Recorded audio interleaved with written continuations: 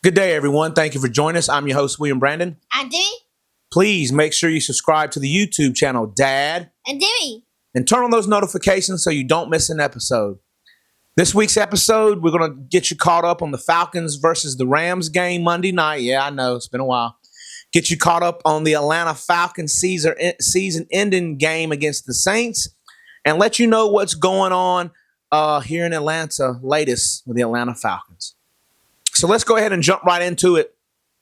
I know it's probably been a few weeks since you all have seen Dad and Demi, so we kind of got two games in one on this one. But the previous game, Monday night, Atlanta Falcons played against the Los Angeles Rams.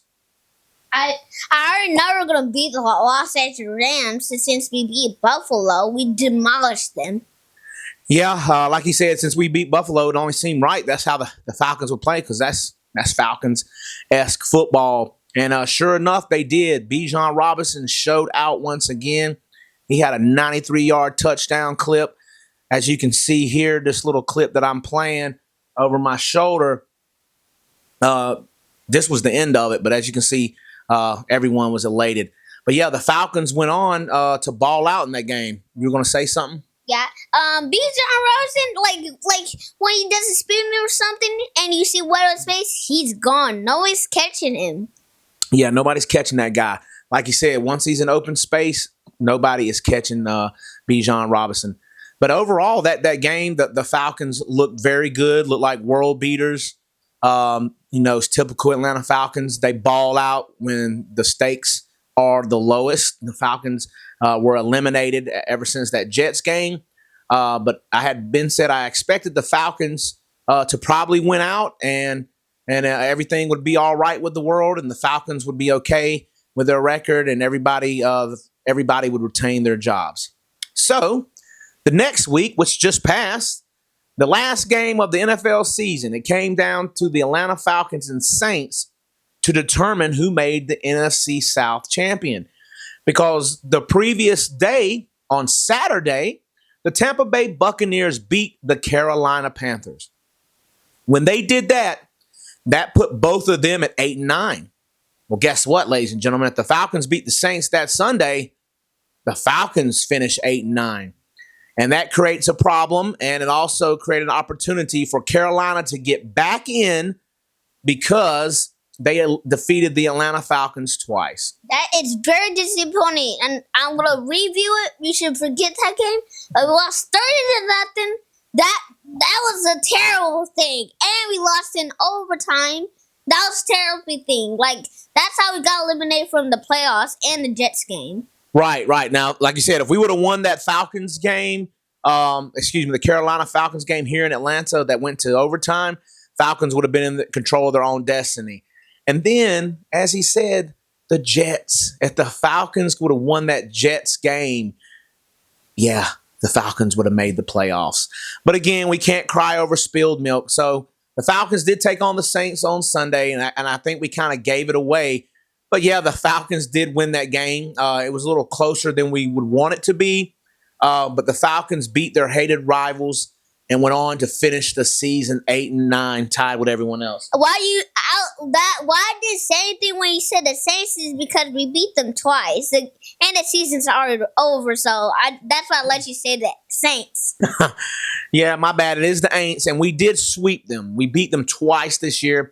We split with Tampa, so they won one, we won one, and then of course Carolina beat us twice. The Falcons finished 8-9. Falcons were, fans. We were elated. We beat the Saints. Like I said, it's the last game of the year. Finished it off at home. The town, the tailgate, the stadium was electric, but it was all for naught because again, we're not in the playoffs. So, we thought all would be same with the world. It'd all be mediocrity. And then come home Sunday evening, and I get an alert that the Falcons have let go of Raheem Morris. That is right. The Falcons did fire Raheem Morris and Terry Fontenot, the Atlanta Falcons GM. He's the GM that had been here since Arthur Smith. So now it's Raheem and Terry. Both are out in Atlanta. Also, go ahead. You should you should have gave away Zach Robinson. I'll be much happier.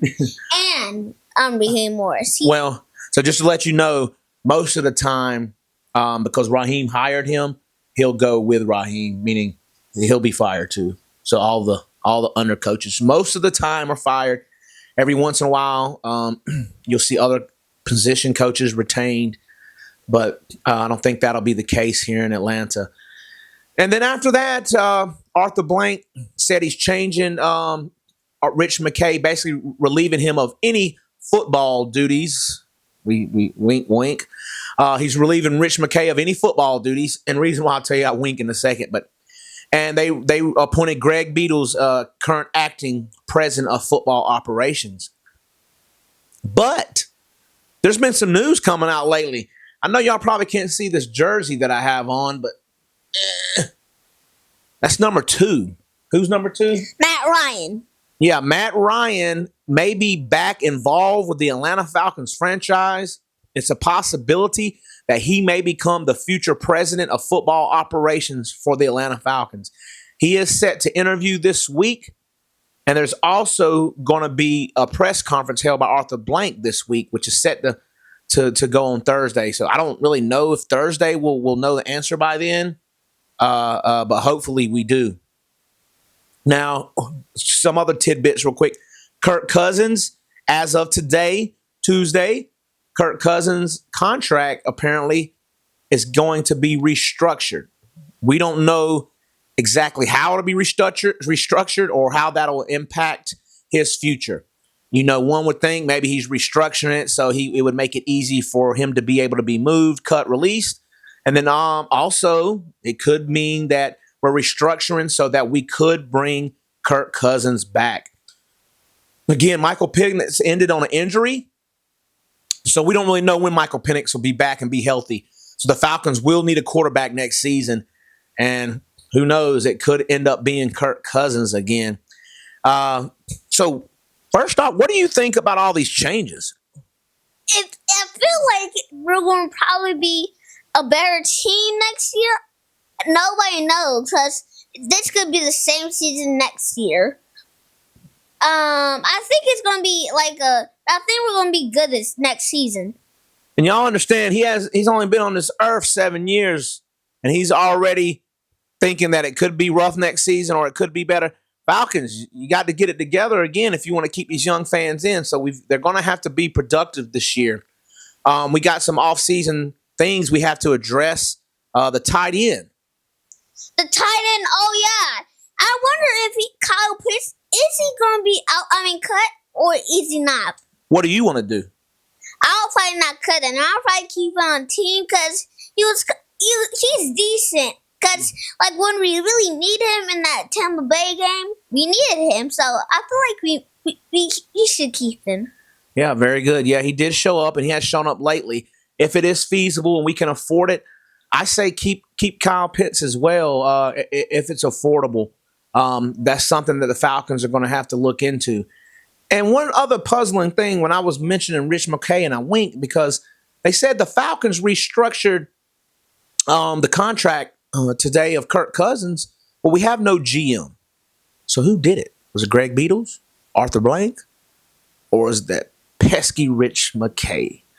I don't know, and I guess that remains to be seen. But I hope they do hire a president, and then that president hires the GM, and then that GM hires a head coach. I hope they don't go in reverse order and hire a head coach, then hire a GM, and then hire a president. It just doesn't make sense. But hey, the Falcons, forgot to say, the Falcons do not have a first-round draft pick, as you know, that went to the Rams. But with those picks, the Falcons got James Pierce Jr. This man had 10-plus sacks, 10.5 sacks this season. That's the most by a rookie since Micah Parsons in 2021. And they also got Xavier Watts, who balled out. So I think the Falcons had a great draft class last year, and when we do have a lot of talent coming back, like I said, the main piece is going to be quarterback, but I do feel like this team, as I said last year, is a playoff-ready team. Anything else you want to see in this offseason from the Falcons? I don't know really what to say because they're an okay team, so I really don't know what to say. Well, no, I didn't know if there was somebody out there you thought the Falcons might should get, or a head coach, or any of that stuff. But the Falcons are set to interview Clint Kubiak, offensive coordinator from Seattle Seahawks. Falcons are set to interview Kevin Stefanski, who's recently been fired from the Cleveland Browns head coach. So there's going to be a lot of candidates out there that the Falcons will interview. Me personally, I don't want Stefanski. Clint Kubiak, maybe okay. I just want someone that, and if it is Clint, I hope he's calling the plays. We need someone that's going to be calling the offensive plays and knows what they're doing. Can't be a first-time guy like Zach or even a first-time defensive guy like Jimmy Lake. Now, granted, we had Ulbrich. Like I told you, I don't think we'll keep any of those guys around. But overall, it's another time for the Falcons to look to the sky to try to see what we have in store. Right now, we don't know, but because of how the Falcons finished and with what they've done since, there's optimism in the air as always in Atlanta. So I think a lot of fans are excited to see what comes next. Hopefully it's not another trick in the bag and another losing season. But I'm going to always be a Falcon fan. I hope he does too. But y'all have got to put a winning product on the field. Now, this isn't going to be the end of Dad and Demi. We're going to keep you updated throughout the offseason, anytime any big news is released. And we're going to stay with you throughout these NFL playoffs, right? Right, of course. Yeah, man. so we got some playoff games coming up this week, and we'll talk about them. Anybody you like left out? You pick one from the NFC and the AFC. What teams do you like that are left? I like in the NFC first. The Seahawks probably to win it, and the AFC. I'm not waiting for the Patriots, so I'm waiting for the Bills. I'm going against them. Okay, he's going for the Bills. We can't let the Patriots win another Super Bowl after. Nobody should mention this up after he lost against the Patriots. Yeah, but you still mentioned it. Nevertheless, it's all good. We always want to thank you for tuning in to Dad and Demi. We appreciate y'all's support. Please click the like button and turn on those notifications. Bye, everyone. Bye. Happy New Year!